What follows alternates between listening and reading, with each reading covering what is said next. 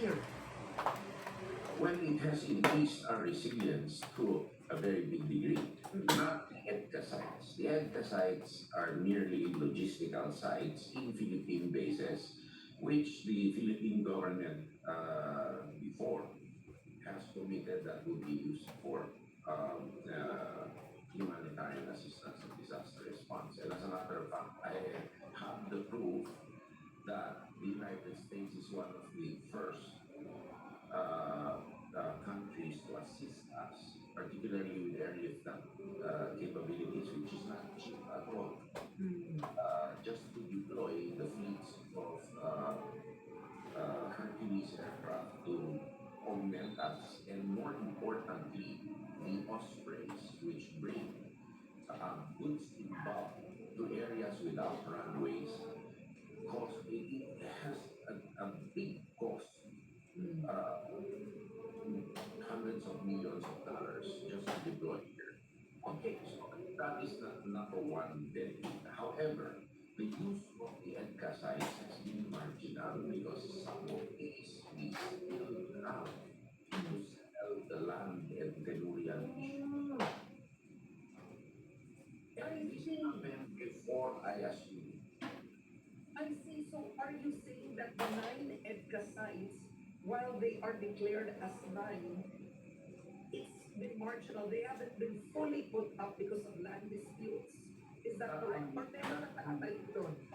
Meron iba na nakatayo, may iba na inaayos pa namin yung papeles. Yung iba na potential sites, wala pang Philippine Air Force presence kasi nga yung infrastructure doon sa mga lugar na yun, mahirap gawin. And sometimes, napasukan natin, may mga informal sectors Oo. na Okay. ng kaap, for example, na paalis. So, maraming delays. Maraming delays. Hindi nga ang nakakaubos ng oras ko. Kasi napakahirap ng delays dito sa project execution. Dito tayo matumal at tulad. Oo. Okay. Ang kumano, hindi tayo ang pag-aalakad ng mga proyekto for sustainability. Kaya pagpasok ko, ang dami namin nire-review. Oo. Well, it's good that you shared that because that's not really written about. Now, people think that the nine EDCA sites are all existing. They're all already fully functioning. And it turns out that they are not yet. Now, okay, from EDCA, let's move on to how this administration has moved the relationship with the United States even further. With the United States planning to set up defense manufacturing facilities in the Philippines. So for now, of course, there is none, but this does not move the country to what may be perceived by some as um, for example, as a subordinate of the United States, what happens if we become a defense manufacturing hub of the US? First, the US system is different. Defense manufacturing in the United States is not a quasi or a state activity. What they do is to set aside equity funds that private corporations may access. Of course, these funds are have concessionary terms, but at the end of the day, these funds have to be paid by the companies. So when they approach these endeavors, it is on a business case basis. Whether, of course, there's a return on investment. Secondly, they will have to scope whether the logistical capabilities of an area uh, are suitable for the processes because they will have to bear the risk, unlike a state-owned corporation which does not bear any risk whatsoever. Thirdly, whether the cost of production here relative to any other place, because it's a competitive environment and defense right now is to in global manufacturing. Particularly in Europe, is are now regretting that they have neglected the continuing investments in defense manufacturing. It is a lack. There is a big vacuum. Now, the US is looking at the Philippines. Japan is also looking at the Philippines. Korea is actually in the Philippines, Subic already, and other European countries want to converge in the Philippines as an Asian hub because where we able to provide the competitive inputs, let's say in power, let's say in infrastructure, this is an ideal hub because we spotted both the Pacific and the South China Sea. We have a capable, fully deployable workforce. So the elements for any business venture on the business case are here. Just as long as number one, regulations are reasonable. Number two, that the amount of bureaucratic take on both and most especially actually not even in the national government level, but on the local government level are minimal and supportive. Thirdly, that in special economic zones, governance is very important. And fourth, that there is project sustainability on the long-term basis and not for the purpose of short-term investments. And that's where we can come in. Now, a lot of people talk about the self-reliance defense posture law. Unfortunately, that law has a big lack. The big lack of that law is the lack of counterpart funds of the government to invest in by equity in these areas. You know, the old practice that you are a landlord and expect to share in the bounty of anything that needs a lot of technological inputs to produce, it will not reap you any benefits because no self-respecting entity that bore the risk of research and development will actually download the technology to you if you don't pay for it or if you don't join up in the risk. Yeah, go ahead. Okay, so Secretary, with the possible defense manufacturing facilities, let's be specific. What could the Philippines be making? How many jobs are you seeing? What benefit will this bring to the Philippines economically? And what is the timeline? Because this administration has roughly 2 years left. So I would assume that the president would want to see this, right, flying under his term. Let's talk about gross amounts Okay. because right now I have not encountered any firm bankable proposals. Uh, because the first issue here is they're looking for locations where governance and logistical access plus power uh, is available. So in gross amounts, for example, Germany now is very busy retooling its production cycles, and so is Sweden. In Germany alone, my counterpart, Minister Boris Pistorius, has a 500 billion euro 10-year defense investment program. Now, for Sweden, which cannot fill the demand for its capabilities. For example, their fighter jets, which is very popular here, and they have offered to the Philippines. There is one country I know, and I'm not at liberty to disclose, which is ordering 150, and another country which is ordering 200. Oo, oo. So, the, in, So you want the Philippines to take a part of the pie, clearly. oh You yes, want the of course, Philippines, and there because will be this is a also, business venture. yes, definitely, but on a joint venture basis. Yeah. If the Philippines expects to be a recipient of the upside without sharing in the downside, I don't think it's going to happen. Uh-oh.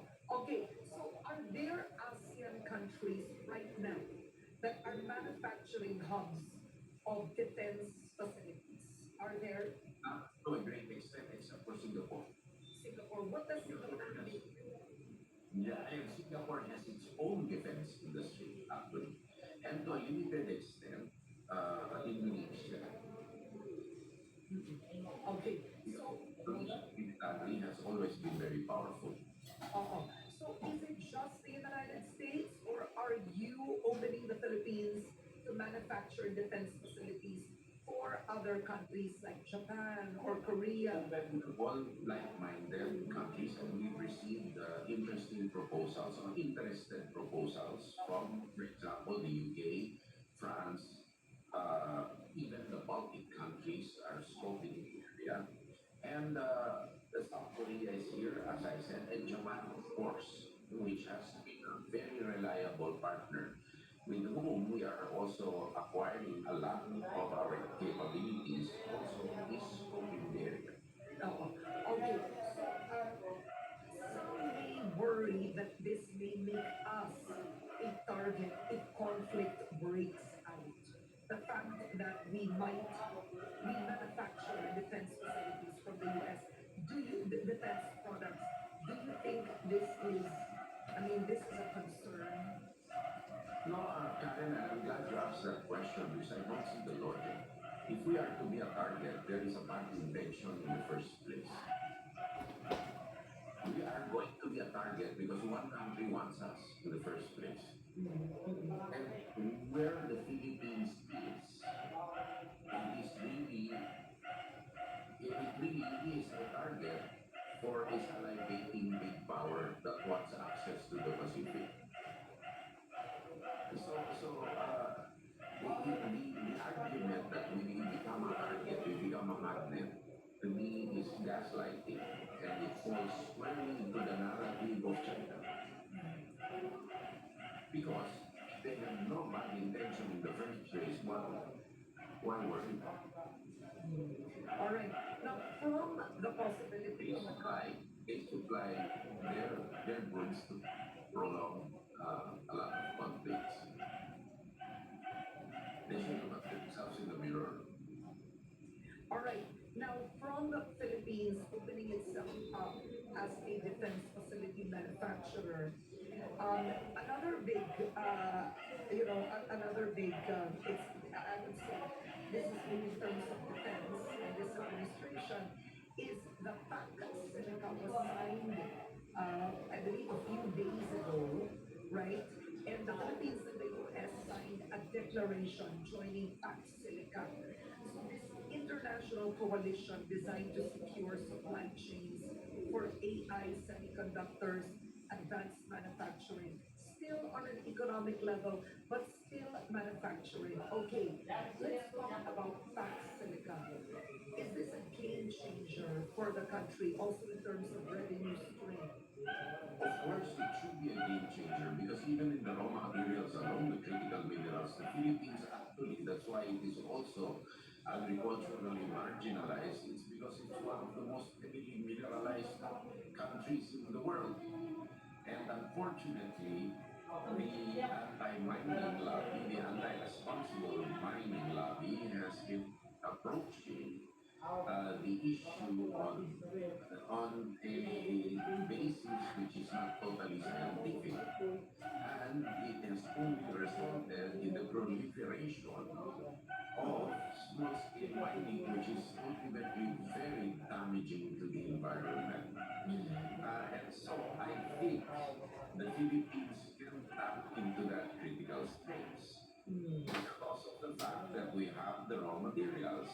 And it is only because a lot of those with the technology have to hurdle the risk profile of Philippine investments in mining.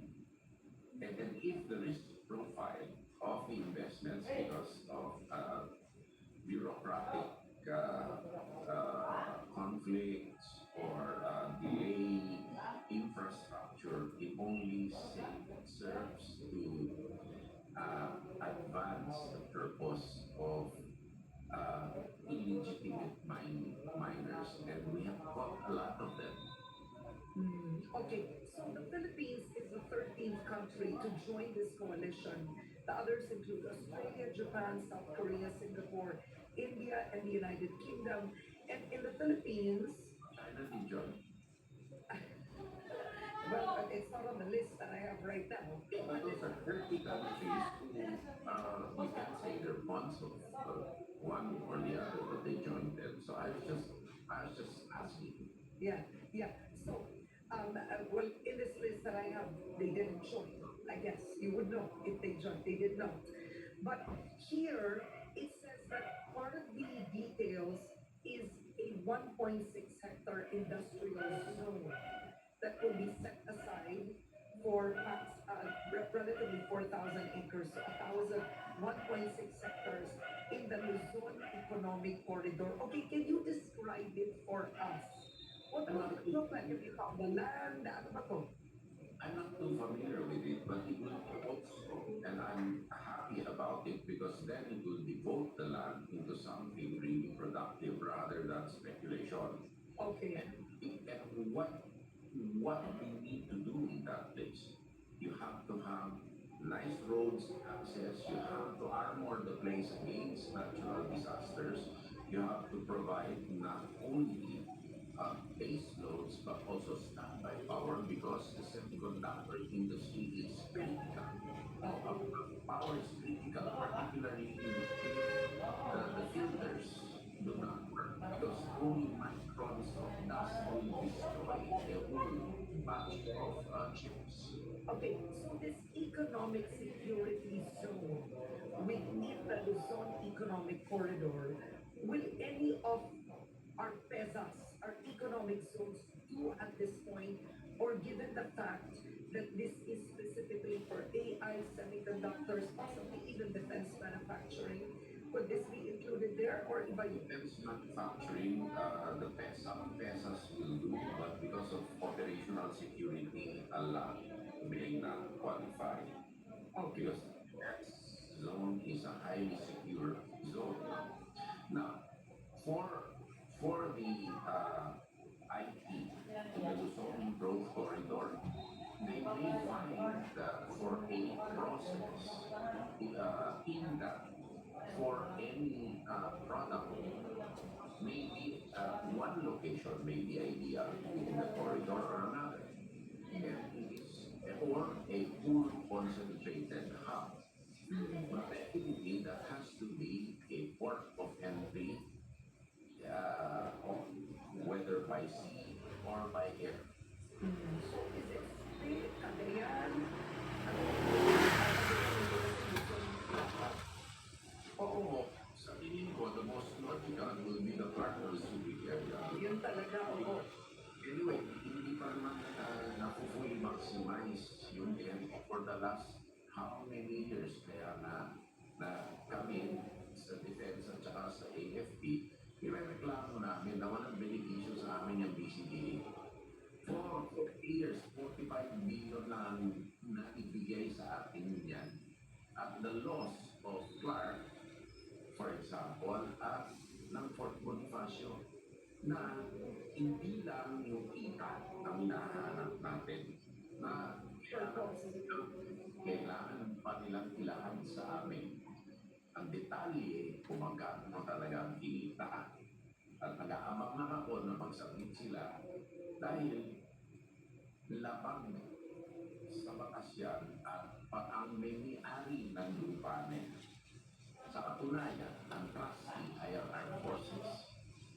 So, lahat ng dahilan na ibigay ng BCDA sa akin bilang isang abogado at bilang isang mamamayan, it doesn't fly. No? Oo. 40 billion. Now, the more important thing is Clark and the Fort Bonifacio were chosen for military purposes. Yeah. It's really difficult to replicate. Yeah. Okay, I want to touch this just quickly because this could be a whole other discussion altogether. But Fort Bonifacio, for example, right now. So, in Clark, no, number one, I came from Clark, I saw the airport, right? Impressive, right? When you talk about Clark, when you mention Clark, just how big really of the property in Clark is assigned to the armed forces? And do you believe that should be used either for the defense manufacturing hub or for the PAC Silica? No, the area in Tarsh, the airport area, we will not give up any more PX and we need more areas for our military operations. Okay. Kulang ang espasyo namin for military operations.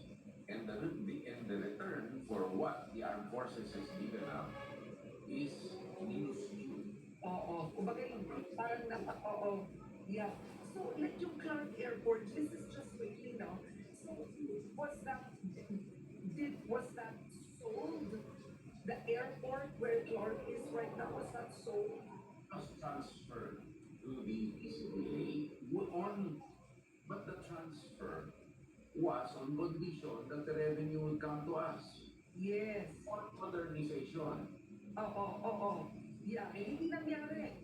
Hindi nangyari 45 billion in 30 years, not 1996 yun. Oo. At isang taon pension dati, halos 70 billion na. So lahat yung 30 years na nakapinita, hindi pa sapat na magbayad ng isang taon na pension. Yeah. No, because this would be big for President Marcos Jr. if before he leaves, he's able to solidify these promises of the defense manufacturing hub and PAC Silica, for example. Yes, that is one. But on the other, we also have to solidify our defense infrastructure first. For example, ang mga pier ng ating Pilipinas, kulang ang mga bases natin, Philippine bases, yung mga EDGA nakapatong na yan sa Philippine bases, kulang na kulang. Natapa nga, itinabi yung araw, hindi akma sa bagong kagamitan natin. So, Philippine-based infrastructure, continuing modernization on deterrence. On deterrence. Kasi bakit pa tayo maghihintay na meron dumako sa ating lupain? Ano na natin, ibakot na natin ang sarili natin by way of potential deterrence capabilities, missiles, etc. Oo. 30, may importante pa. At ito ay malaking programa ni Presidente Marcos. Aside from, of course, yung defense resilience na tinatawag natin, the infrastructure is important because we have a large amount of notional petroleum reserves, for example.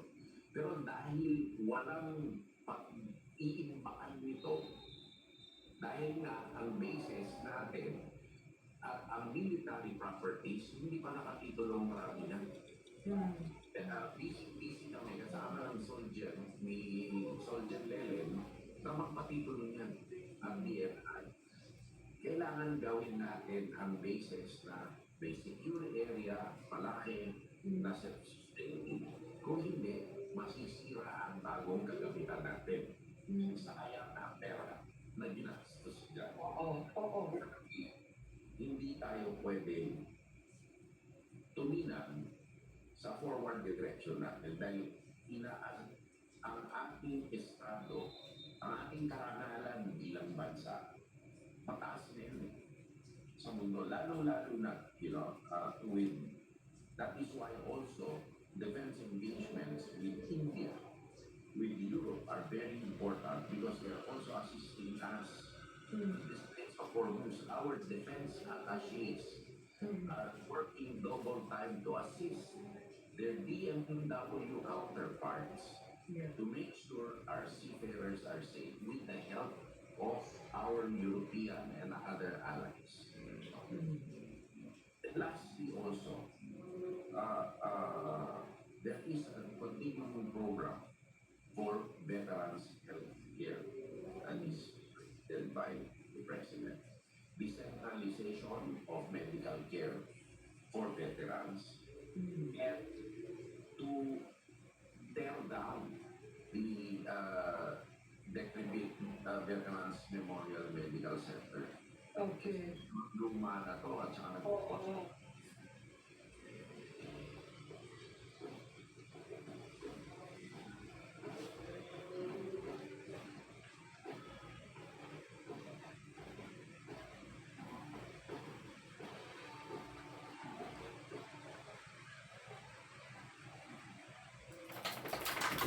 And then, pati career development sa Armed Forces of the Philippines, yung curriculum, uh, Mm, nire-review ko talaga ng mabuti kasi kailangan mong generate na yun ng technically qualified specialists. oo. Generalists ang ating na-graduate. Mm, Kaya mga officer candidates schools natin, may mga major degrees yan. mm, Kaya sa talent pool, nilalakihan natin, ini-invest natin, and ito kailangan to kasi kailangan, with all of this talk, yeah. most importantly, when we talk about deterrence, it's the ability to project Mm, and the ability to predict, which is the hardest sa PCD. Mahirap na hirap na eh. Naman, okay. Yeah, yeah. All right. Well, I wanna go back just to close because we have a few minutes, and I wanna tackle this. Is number one, let's talk about China, right? Do you see China as increasing its actions of dominance in West Philippine Sea and the South China Sea as the U.S. and the world is focused on Iran right now? no, because our combined operations, which General Roger talked about earlier, it despite the conflict in Iraq and elsewhere, and even continue. And not only the US, US is a commitment to us in actually not only the West Philippines Sea, but also in the South China Sea, in the high seas. Other countries actually also working with us, the UK, the Scandinavian countries, France, Italy, Germany, India, Mm, New Zealand, Australia, Canada, even South Korea, and Japan. mm. It's an amalgam of countries. Yeah. Okay. So it's really multilateral in this respect. Oh, right? Yeah, multilateral now. There's been increased reports of alleged Chinese espionage activities in the Philippines. That is true. Yeah. So what have you seen and how are we countering this? We are countering it by disrupting these cells and cooperating and converging with other agencies in order to disrupt them. Um, we have seen extensive influence in the private sector and in government. We are now surprised because we disciplined here for a very long time, and we discipline now that we have paid attention to this problem. And the problem is real. And the reason is we also have a society which we can change, and we're proud of it, that accommodates these kinds of activities, which we have democratic rights, where in China they don't have any at all. Even in the media space, for that matter, we don't censor them or anybody mouthing off their lives. Now, also want an espionage law Mm. where our foreign malign influence, where we can penalize these people. Because a lot of these things are quite hard to do. So what happens now, we resort to deportations Mm. because they are really unwanted people in this country. Yeah. And the proof of the pudding is in the eating, not the conviction of Alice Go. Sir, can you repeat what foreign law did you mention that you wanted? Foreign Practices Act, Malign Influence Act, and the Yeah. So you want that? Is there an amendment needed or is that a new law altogether?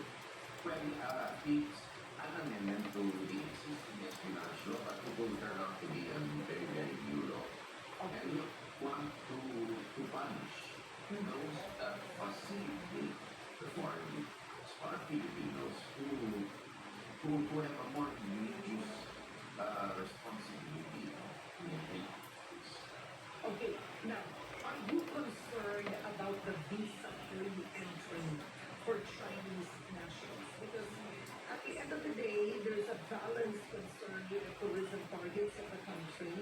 And of course, China is one of our closest neighbors, and the visa-free entry of Chinese nationals is meant to encourage more Chinese coming into the country.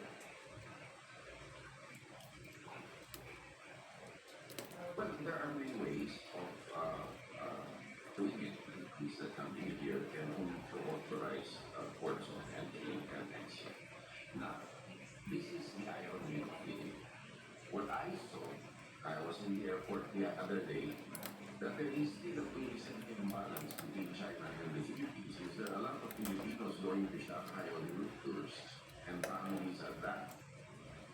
So, uh, there is always, if people are worried about creating investments here, let us not carry that too far because we do not want to create a culture of dependence on a country which claims part of our territory. And is involved in these kinds of activities in this country. I don't think that's subject to debate. It's undeniable. Mm. I think to end, in your meetings with President Marcos Jr., what kind of defense legacy does he ask of you? Right? I mean, at the end of the day, as a cabinet secretary, there are targets and goals that a president would want a secretary to achieve. So when it comes to defense, what does he ask of you? Well, the initial goal is to transition the armed forces into a multi-theater, multi-domain armed force, meaning to say, with the capability to know, you know, the old line was we're shifting to external defense. True, true, because external defense now, in terms of deterrence, that's why we have the comprehensive articulated defense concept, is a new initial focus. But we will never also abandon our internal security role because internal security threats are still there and they evolve too. Now, the reason I'm stating this is because we may have the misimpression, or people may have the misimpression, that since we are transitioning to an external defense role, our resources should be commensurate only with that. That is false because we still continue to be a major player in internal security, and by law, we are still the major enforcer of internal security, the major responsibility. So we should be resourced properly for doing both and equipped for doing both. That is why we are also saying that the size of the armed forces is too small with respect to the area which we need to operate in and with respect to population when compared with our ASEAN neighbors. We have not only underinvested in infrastructure, in capabilities, but also in the size of our armed forces. On that note, I want to thank you for joining me today. I do hope to see you again. Maybe we can do the studio. Sir, All you need to do is one. thank you so much. Kamisa. Okay. Philippine Defense Secretary Gabon Teodoro, good luck to you, sir. I know you have a debate today. Likewise, thank you.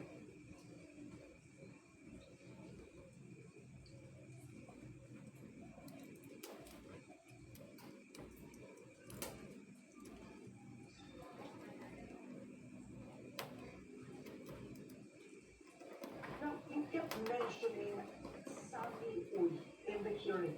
And when you mention it, you would always say drug lord, right?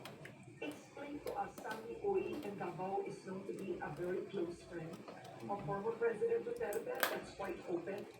But why would he be an alleged drug lord? Okay, ganito po. Nung una mo po in-expose yung itong mga accounts sa taon 2016, nakita ko yung pangalan sa Uy. So, we researched on him. Sino ba ito? So, may-ari ng sabungan, dating kapartner niya, nagtayo sila ng Honda dealership, which they eventually closed. Tapos, number one political campaign donor ni Duterte. So yun yun. Yun yung pagkakaalam ko. Kaya ang tinitignan ko ito, ano ito? Baka galing ito sa corruption sa City Hall, yung ghost employees. So yun yung mga theories no time na yun. In total of the 50 accounts, ilang accounts ang dinepositan ni Sami? Yung itong one account na yung main account o yung mother account na tinatawag ko na joint si Sara at sa Kanubigo. Ngayon, yun ito. Noong 2020, when Arturo Las Cañas, the original member ng Double Death Squad, submitted his affidavits sa ICC, I was able to get a copy of that. So binabasa ko yung talagang paano nila sinimulan yung Double Death Squad, tapos yung nagtayo ng cartel si Duterte noong 2001. Then, na-mention niya doon, Sami Uy, Michael Yang, Charlie Tan, na drug lord sila na tumulong kay Duterte noong 2001 elections. Kasi muntik na matalo si Digong noon, kailangan niya ng pera, itong mga ito ang nag-save sa kanya. Ngayon, lumabas, nagtayo ng sa laboratory, gano'n.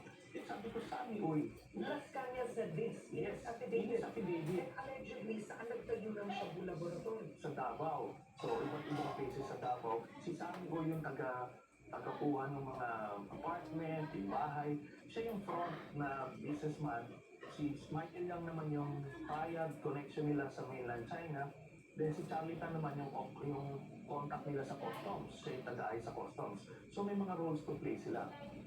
So ito yung sinabi ni Las Cañas. Ngayon, sabi ko, pamilyar itong Sami Uy nito. Then I went back to this. Kung ko nakita, teka muna, bakit nagbibigay sila sa si Sami Uy sa members ng family? Yeah. So, yun ngayon. And can we look at it? I mean, it's somewhere here. But the deposits by Sami Uy amounted roughly to 7 million pesos per transaction. Yung kay Sara yun. Oo. Oo. So, BPM siya eh. Mga Oo. 2011 to 2013. Okay. May kita mo siya dito, hindi ko na-market. Oo. So, yeah. Okay. Sami Uy. Sami Uy. Sami Uy, ito yun ang 7.4 So million. that's the average. 7.4 million.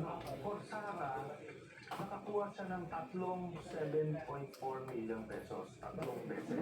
Napareho ang amount. Pare-parehas hanggang What's interesting, pareho, ayan, we're showing it. I think ang ginagawa nilang dito, parang hindi siya ma-detect na parang lumalabas ano ito.